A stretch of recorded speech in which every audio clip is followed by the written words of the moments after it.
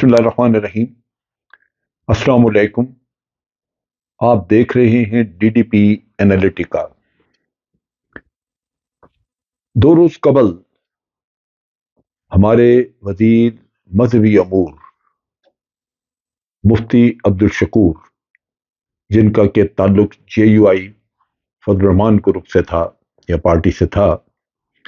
وہ ایک road accident میں ہلاک ہو گئے۔ ان کی گاڑی اس بری طرح سمیش ہوئی کہ گاڑی کے چیتھڑے اڑ گئے، اور اس کے ساتھ ساتھ جو گاڑی جس نے ہٹ کیا اس کے بارے میں بتایا جا رہا تھا کہ وہ تقریباً 110 یا اس سے کچھ زیادہ سپیڈ پہ آ رہی تھی، اور یہ گاڑی جو کہ مولانا کی تھی، مفتی صاحب کی، یہ تقریباً 30 کلومیٹر کی رفتار پہ، اور یہ سڑک پہ آئی اور دائیں طرف سے اس کو ہٹ کر کے دوسری گاڑی نے برباد کر دیا۔ ہو سکتا ہے اس میں دونوں سائڈ سے کسی ڈرائیور کی غلطی ہو، تحقیقات ہوں گی۔ جو گاڑی جس نے ہٹ کیا وہ بڑی گاڑی تھی،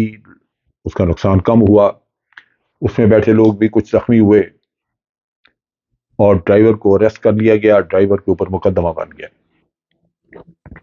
جس دن یہ حادثہ ہوا اس دن سے لوگوں نے مختلف قسم کی باتیں کرنی شروع کی، اور چونکہ ان کا تعلق جے یو آئی سے تھا، اور جے یو آئی میں مولانا فضل الرحمان سے لے کے اور کئی لوگوں تک چونکہ الزامات لگتے ہی رہتے ہیں، نتیجہ یہ کہ ان کے بارے میں بھی کچھ ایسی باتیں کہی گئیں جو کہ میں سمجھتا ہوں مناسب نہیں تھی۔ ایک تو جو دنیا سے چلا گیا وہ اللہ تعالیٰ اس پہ اپنی رحمتیں کرے، اور پھر دوسری بات یہ کہ اندازہ یا شک و شبہ کی بنیاد پہ کسی کی کردار کشی کرنا وہ مناسب نہیں ہے۔ میں نے مولانا کی ایک تقریر سنی جس میں وہ اپنی زندگی، اپنے معاملات، اپنے حالات کے بارے میں بات کرتے ہیں۔ مولانا اللہ تعالیٰ کی قسم کھا کے کہتے ہیں کہ میرے پاس نہ کوئی گاڑی ہے اور نہ ہی میرا کوئی گھر بنگلہ ہے۔ وہ کہتے ہیں کہ میں پشاور کی ایک مسجد میں امامت کرتا ہوں، اور اس مسجد کے اندر ہی مسجد میں بنا ہوا حجرہ گھر جو بھی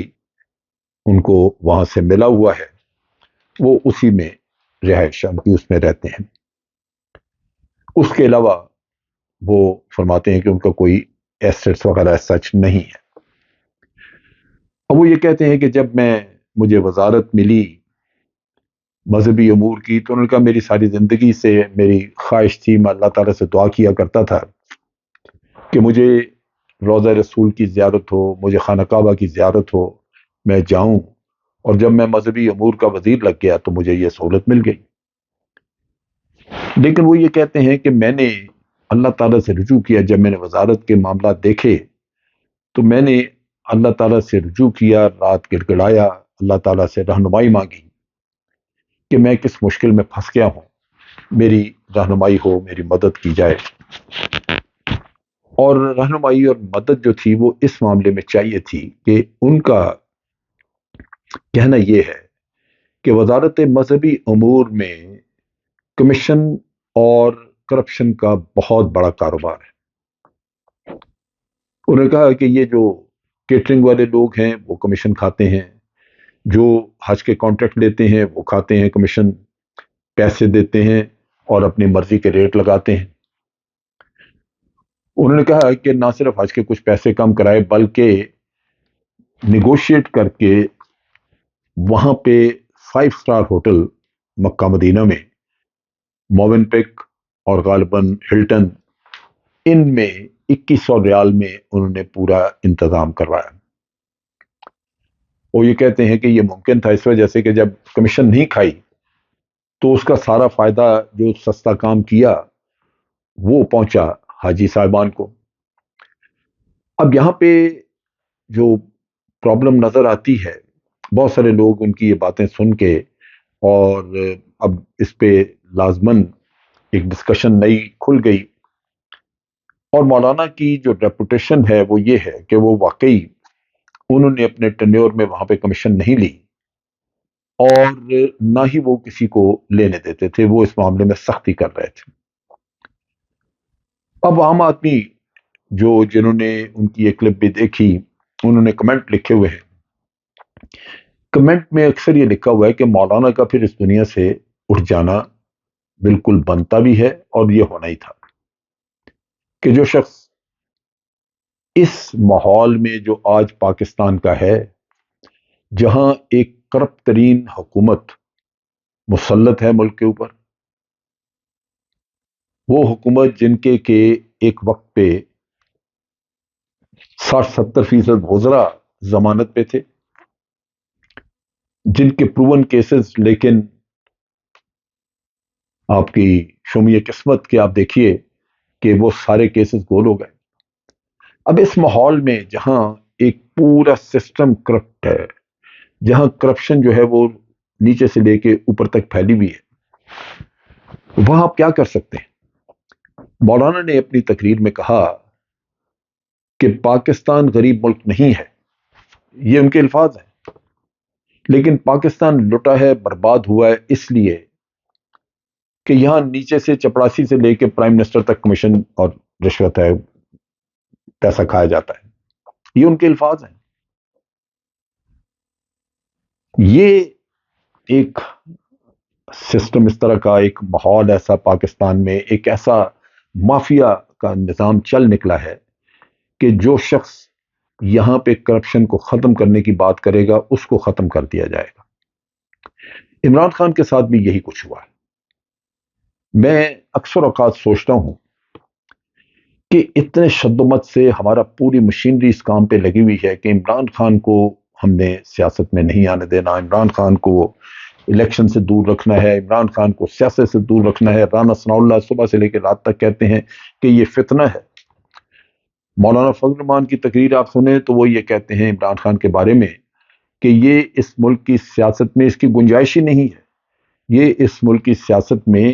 ایک غیر سنجیدہ اور ایک غیر ضروری قسم کا ایک مہرا آ گیا ہے، اس کو لایا گیا ہے، اس کو سازش کے تحت لایا گیا ہے۔ آپ امیجن کریں، میں نے بڑا سوچا کہ کوئی وجہ ایسی ہو آخر جو اتنا شدت سے پوری ریاست کی مشینری اس پہ کام کر رہی ہے کہ اگر کھانسی کریں تو آپ پہ کیس بن جاتا ہے بغاوت کا، اور اس طرح کے کچھ 125-130 کے قریب اس کے اوپر کیسز ہیں، اور روزانہ وہ دہائی دیتا ہے کہ اس کو جان سے مار دیا جائے گا، جس کا آپ بالکل جواز موجود ہے کہ آخر ایک دفعہ تو اس کی جان پہ اس کو ختم کرنے کی کوشش کی گئی، گولیاں ماری گئی، اس کو جان نکل جاتی، ختم ہو جاتا ہے، قتل ہو جاتا، تو آپ کیا کر سکتے تھے؟ تو اللہ نے بچانا تھا، بچا دیا، لیکن جنہوں نے مارنا تھا انہوں نے تو کسر نہیں چھوڑی۔ سو یہ شخص جو ہے جس نے کرپشن کو ختم کرنے کا نعرہ لگایا ہے، جس نے کہا ہے کہ میں چھوڑوں گا نہیں، وہ یہاں پہ نہ اس سیاست میں نہ اس ملک میں وہ اپنا گزارا کر سکتا ہے۔ یہ پورا نظام اس کے خلاف کھڑا ہو جائے گا صرف ایک کام کے لیے کہ یہ جو کہ رشوت کو یا کرپشن کو ختم کرنا چاہتا ہے، اس لیے یہ ضروری ہے کہ اس کو ختم کر دیا جائے۔ میں اسی نتیجے پہ پہنچا ہوں